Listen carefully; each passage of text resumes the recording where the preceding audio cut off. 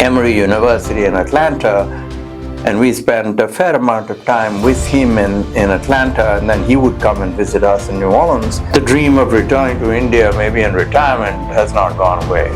To have someone who knows more in that particular field, I can't claim to know, more and more benign, and so we don't see such bad cardiovascular complications.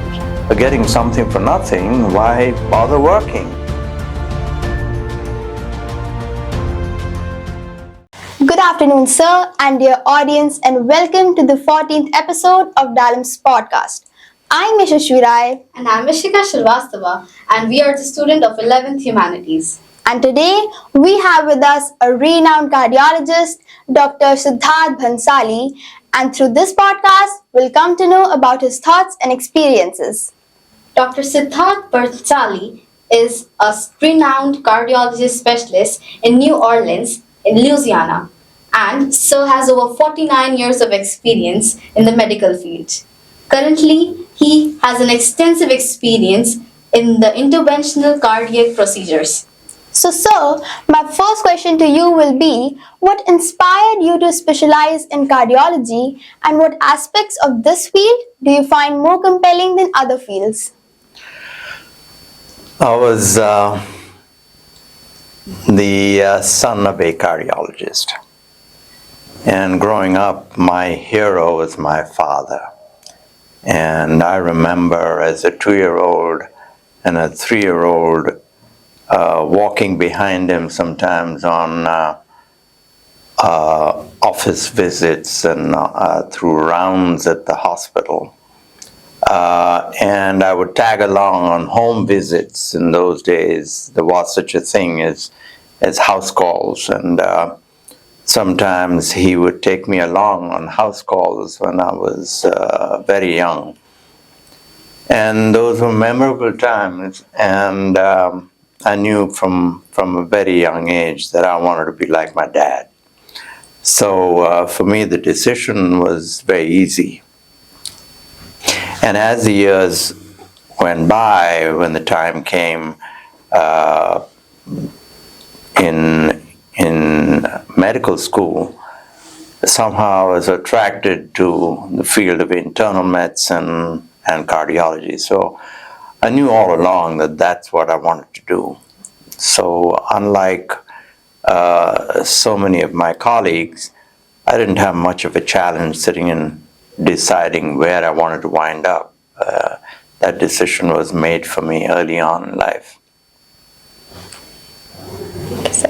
Sir, can you please tell us more about your journey? Because your journey is very inspiring. I've read about it, and it has been a wonderful experience to read about your journey. So please, sir, tell us about your journey in details. Well, when you talk about journey, of course, you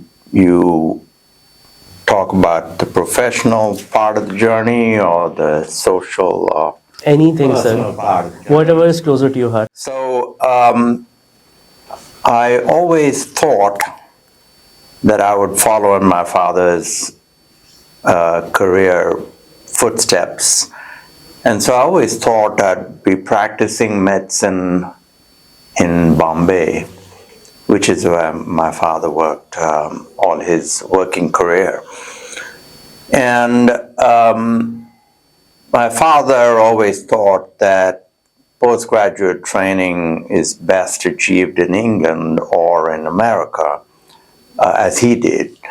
And so I was pretty much determined to go away for postgraduate training. And so after a 1-year residency in Bombay, I went off to New Orleans to work at an institution where it had produced some of the greatest cardiologists, and Michael DeBakey had trained at the same institution I wound up in, and George Birch then probably had published some 1,100 papers, and he was the chairman of cardiology at Tulane Medical Center at Charity Hospital in New Orleans. And so I had my dream residency in New Orleans, and of course it was a very interesting kind of place to wind up in, because growing up, always loved the idea of jazz and the colorful environment in New Orleans. So I was happy to wind up in New Orleans, and got very integrated with the jazz musicians and the music of New Orleans and the culture of New Orleans. And of course, started a practice in cardiology in New Orleans, although I had every intention initially of returning to Bombay. But what happened in November 1977 was the first balloon catheter intervention was done by Andreas Krunzig in Zurich.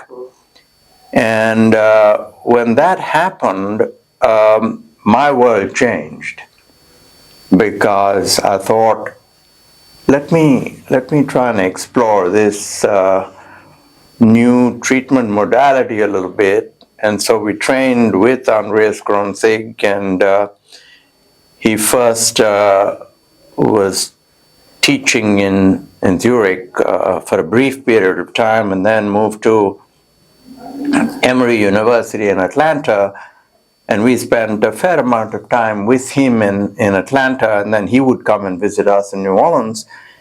And so we started the first few balloon angioplasties in my part of the world, at least in the New Orleans area. My two partners and I did the first balloon angioplasties some 43 years ago. And for the first 3 or 4 years, I kept thinking, let me learn this technology, and then hopefully I can bring this technology to India.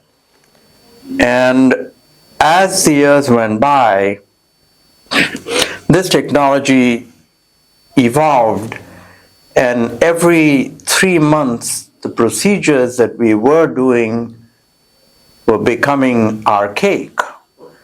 And so I would say, well, let me just stay around and learn this new technique. And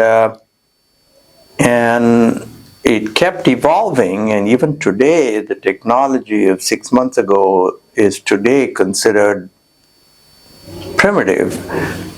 And so we learn something or the other every day that we practice medicine.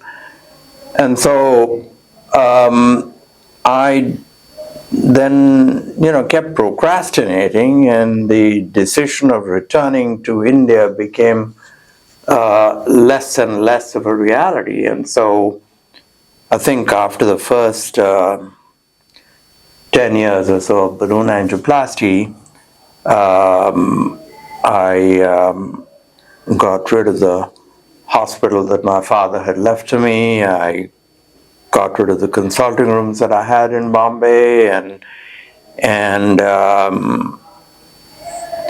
the idea of returning to practice medicine in India was no longer a reality. It wasn't even a dream anymore. But yet, the dream of returning to India, maybe in retirement, has not gone away. Thus, I don't think you should ever retire. People like you are very rare.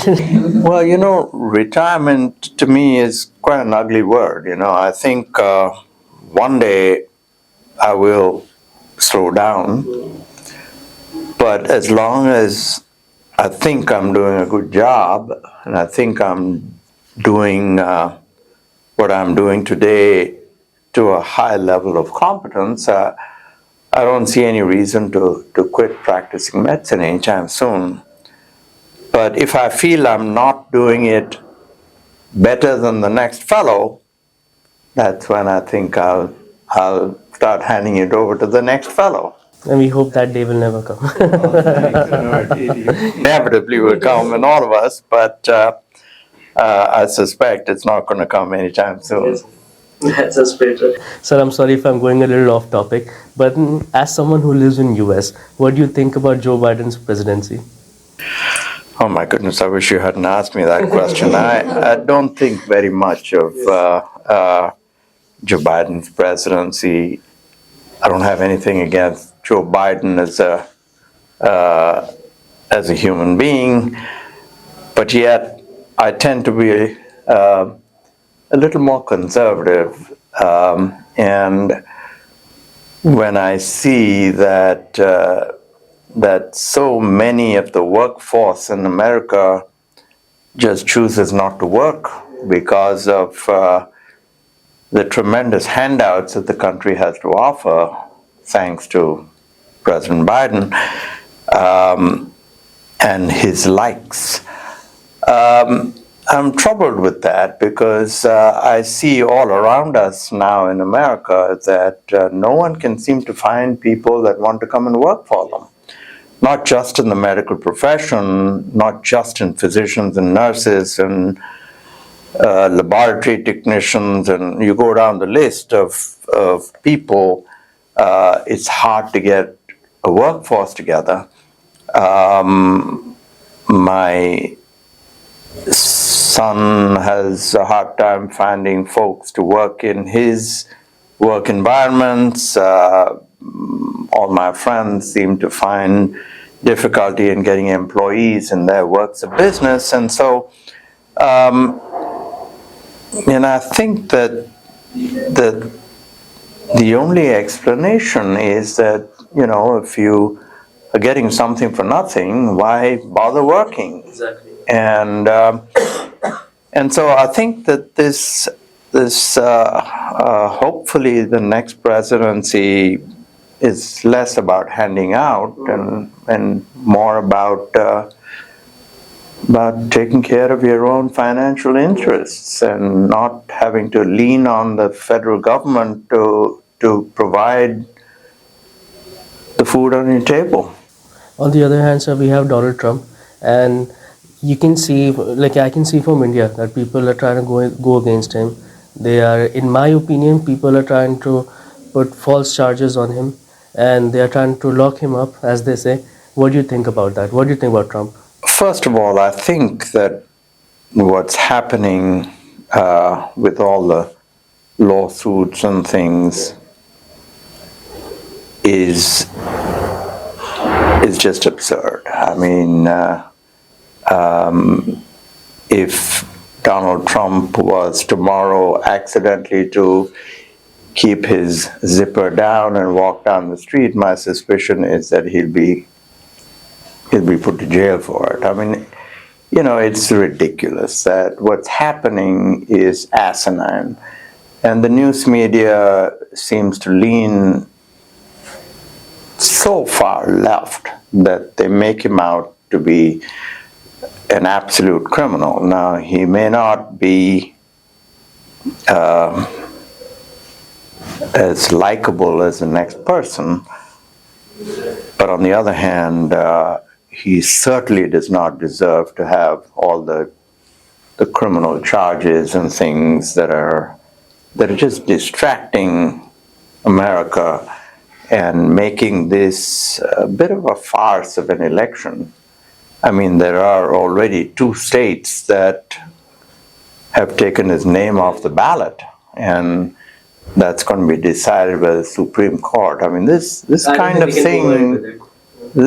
thing just should not be happening. I mean, I can't believe that in 2024 that the country is so divided to the point where, in order to keep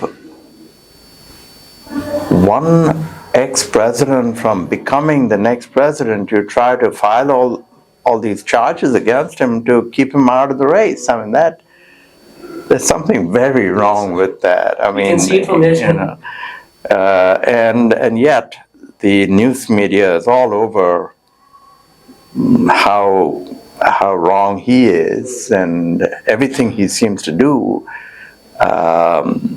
is objectionable. So that's what I find the problem.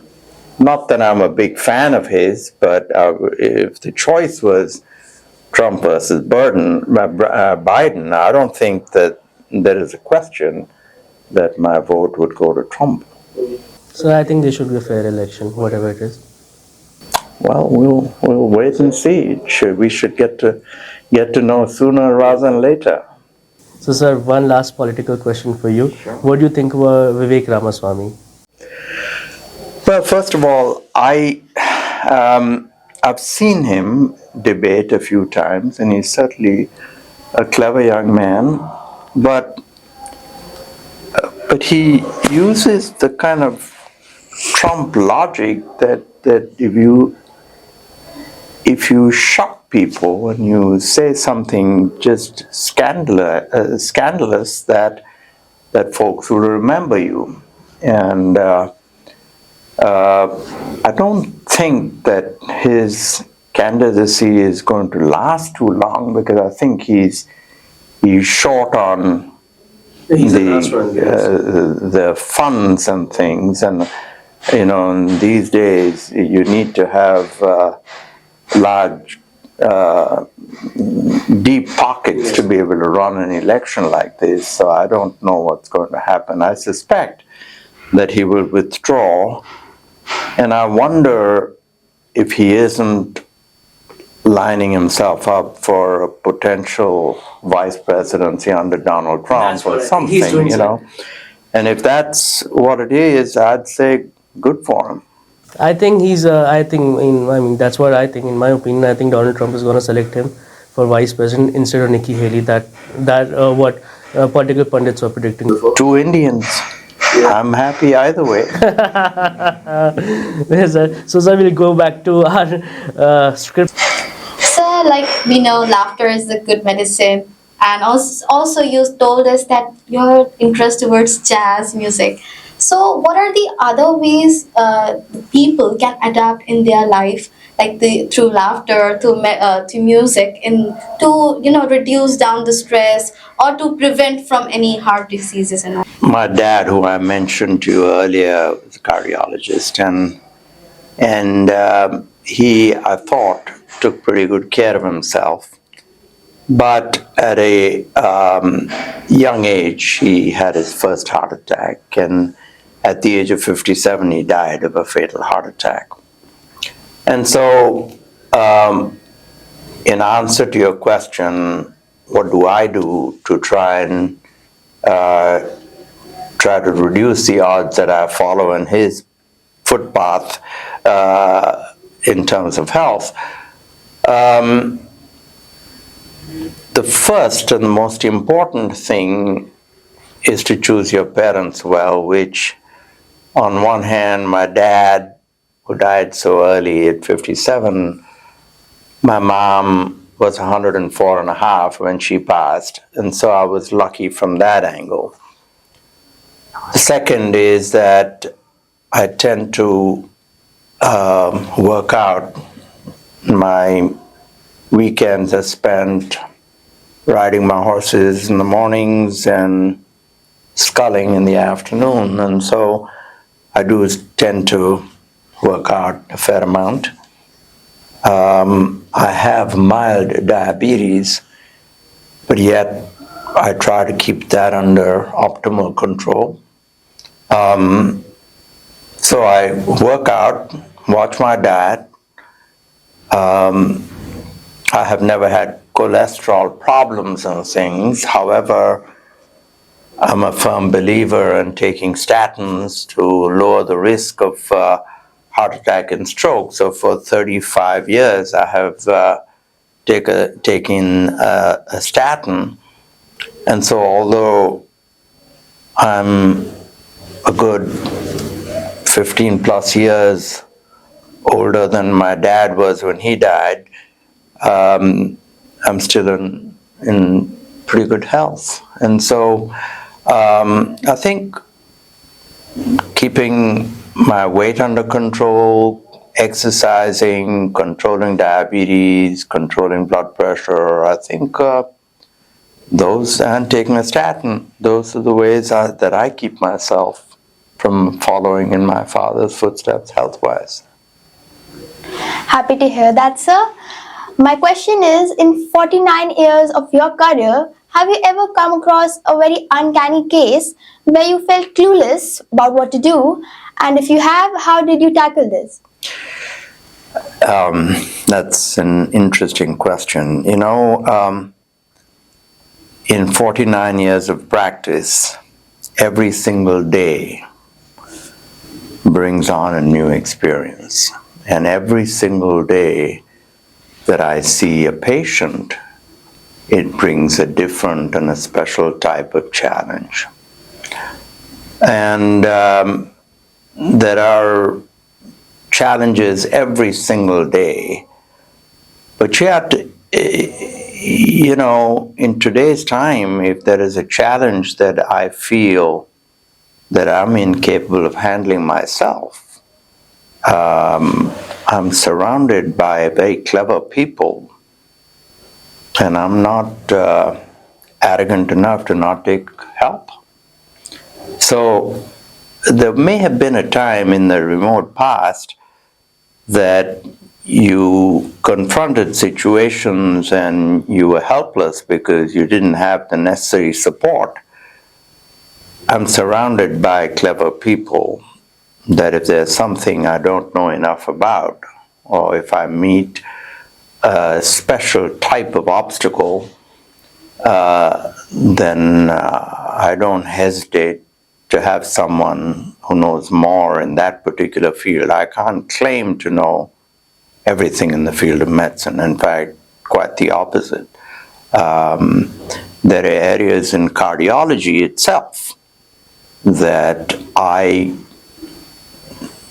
am not a specialist in. For example, in cardiology now,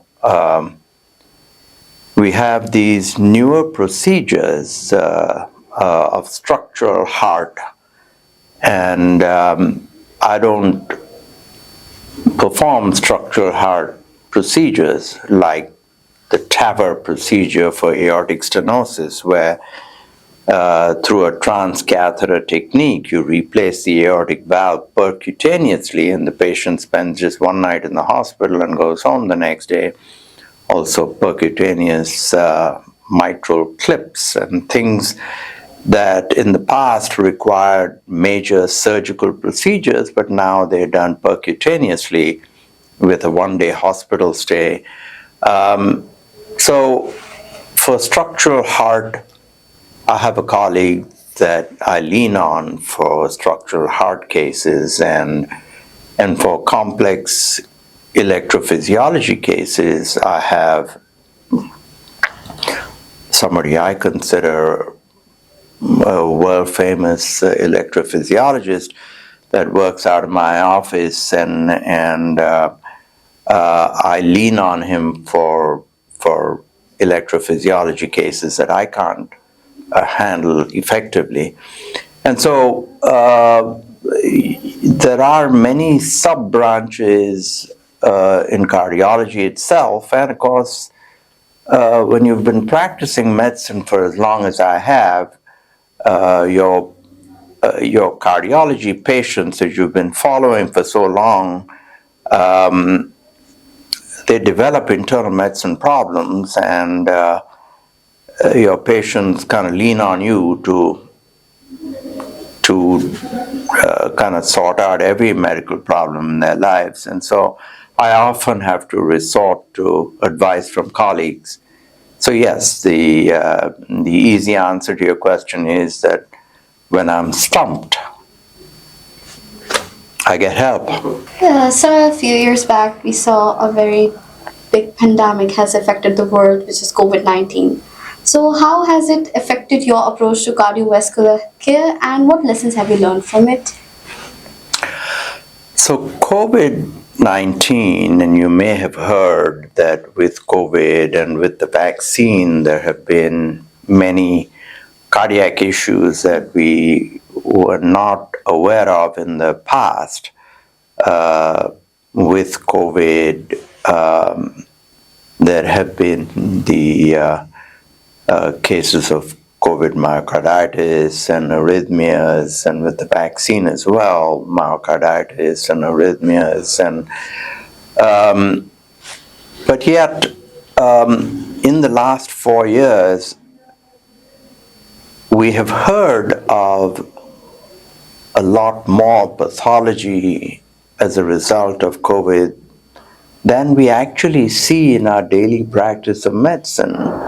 So, although I have an extremely busy practice of cardiology, and 2020 was a particularly bad year with COVID and lots of people dying of COVID, what we saw more than anything else were the people dying of COVID lung problems, COVID kidney problems, blood clots in areas where they didn't belong. But yet, the number of patients that we wound up taking care of with COVID heart disease was relatively small. And we see the odd patient with COVID, with atrial fibrillation, with a heart rhythm disturbance, and the odd patient with COVID myocarditis, but that's the exception rather than the rule. We just don't see too many problems cardiac-wise as a result of COVID. And of course, the various complications that we see as a result of COVID in the more recent strains of COVID have been more and more benign, and so we don't see such bad cardiovascular complications.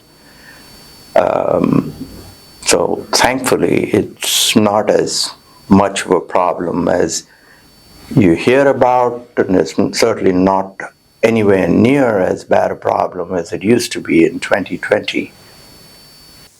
What do you think about anti-vaxxers, sir? Oh my goodness. Again, there was a point in time in 2021 when, of course, 2020 we didn't have the availability of vaccines for the major part of the year, and then in 2021 when vaccines started being available, our sentiments at that time were that anyone who does not want to protect himself with a COVID vaccine is just not very clever. And so I had a lot of patients and a lot of friends that chose not to get vaccinated, and it was challenging trying to convince some folks to get the vaccine, and we would try to use every method of coaxing them to get a vaccine. I wasn't very kind with some of my patients and friends that chose not to get vaccinated. But on the other hand, some of them today say, see, we told you that it wasn't such a good idea to take a vaccine, and see, we survived not taking a vaccine anyway. And the picture has changed. So if someone tells me that they absolutely will never take a vaccine again, I'll say, good for you, because I don't think I'll take a vaccine now. I haven't taken, beyond the first couple of boosters, I'm not very keen on taking another COVID booster, just based on what I'm seeing on the relatively benign nature of the disease. And so the term non-vaxxers is I think a term we used to use in the past. It's become virtually a non-existent term now, because really, who cares whether you want to take a vaccine or you don't? The COVID vaccine. I'm not talking about the flu vaccines and the shingles vaccine and stuff like that. That's another discussion altogether. But the COVID vaccine, I think, I think it's become a very personal choice, and I would leave it at that. Thank you, sir. Sure. So, what significant technological advancements do you find in the United States that you think the Indian medical care lacks? Well, you know, I may not be the cleverest person to answer that question because I'm not completely aware of the extent of sophistication of medical care in India today, because I really haven't worked in India, and I've been gone from India for 50 years, and so much has changed. However, in I'm called upon to take care of a couple of patients when I go back to Bombay day after tomorrow, and those are cases of blockages in the arteries to the legs, and when I looked at the tools available here, the tools that I have been using in the US for the last 10 years, particularly one device which is my standard method of opening up vessels of the lower legs. It's orbital atherectomy. I wanted to have that available for my patients next week, and surprisingly, it's just not available. And so, are there other alternative devices that can be used? Of course, there are. But the optimal tool that I would use in the US is not available for me for use at the few hospitals that I have worked in Bombay. And so, but on the other hand, I have seen the results of so many innovative and clever procedures done in India, where patients have sent me their reports to review in America, and some of those procedures were done with such a high degree of proficiency that a lot of the average centers in the United States don't have that capability. So it's a very patchy thing, and I think that there are areas of excellence in India that it may even exceed the US, but then there is some technology, very little, that that is expensive and may not be available readily for use in India. I don't know if that answers your question, but at least from the little bit that I have seen recently, that may be indeed the case.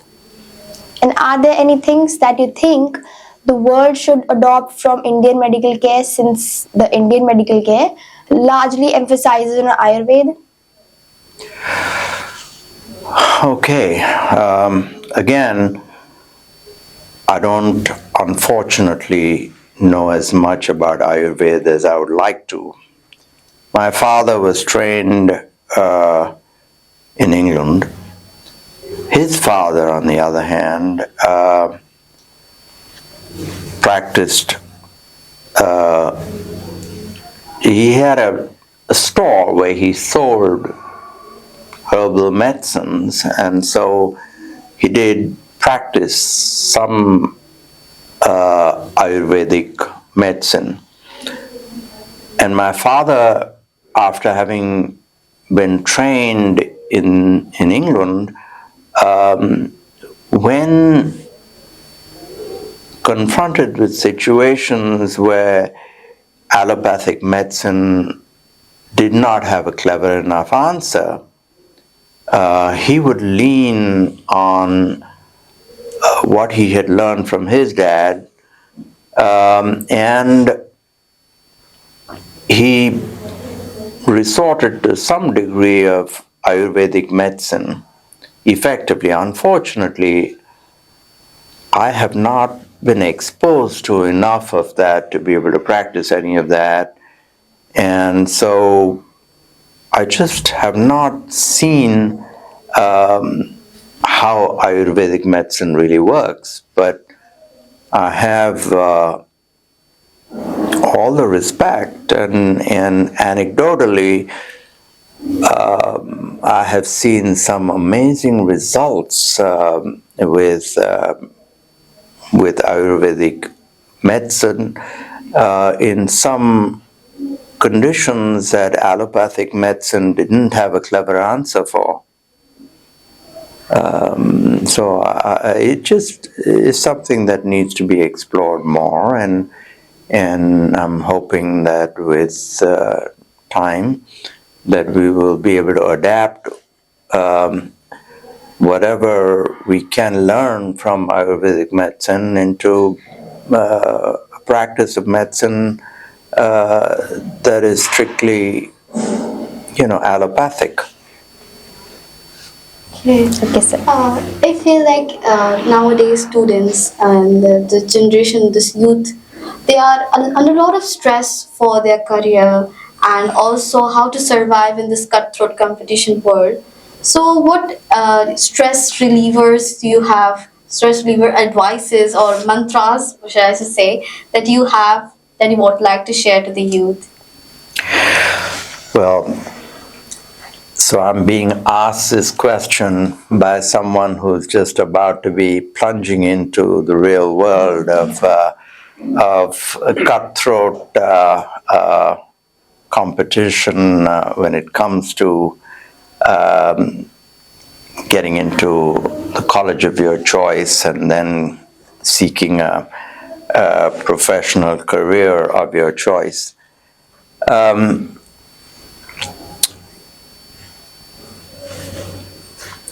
I can give you only a philosophical answer because I think at every stage, the stresses that you talk about exist. It's how you handle it, and at every stage, you could just put your best foot forward, try to prepare yourself. I think that's the key. When you are about to be, let's say, preparing for a medical school entrance type of exam, the pre-med exams, and those are extremely competitive and extremely challenging. And all you can do is prepare yourself to the best of your ability. And then, this is a competitive world. And it's not just in medicine, I know how difficult it used to be in my time with the boys and girls trying to get into IIT. It was probably equally competitive to medicine. But then again, the boys and girls that had prepared the best seemed to do okay. So I think the answer lies in just preparing yourself and just hope for the best. This is a competitive world, and actually, I kind of thrived on that. I liked it. Quite honestly, medical school was not competitive for me. I took medical school very, very casually because it seemed to come relatively easy to me. And there wasn't one exam all the way through medical school that I didn't absolutely top my class, and I got every single academic award that there was that the college had to offer through medical school, and it all came extremely easy. Why is that? I mean, I think maybe it was because I was born to a family of physicians, and I was, I guess, genetically or environmentally already prepared for what was to come. But medicine for me came extremely easy. And so I wanted to have more competition than I had. So I'm not sure, aside from just adequate preparation, that there's much more that I would offer as advice. That's really amazing, sir. And finally, since I have a great cardiologist in front of me, it would be a big injustice to the audience if I don't ask you for advice to maintain a happy and healthy heart. Well, happy and healthy heart.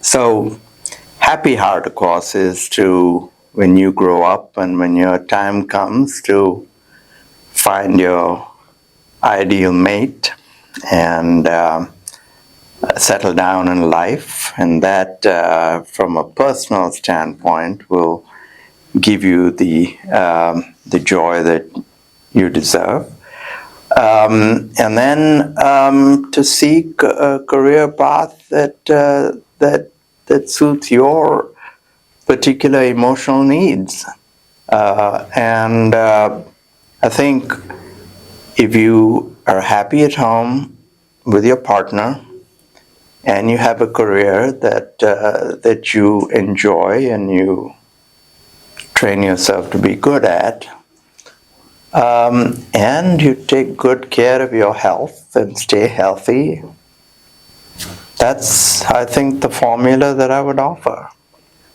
Thank you, sir. Thank you so much. Sure. Thank you so much, sir. Thank you for doing this, sir.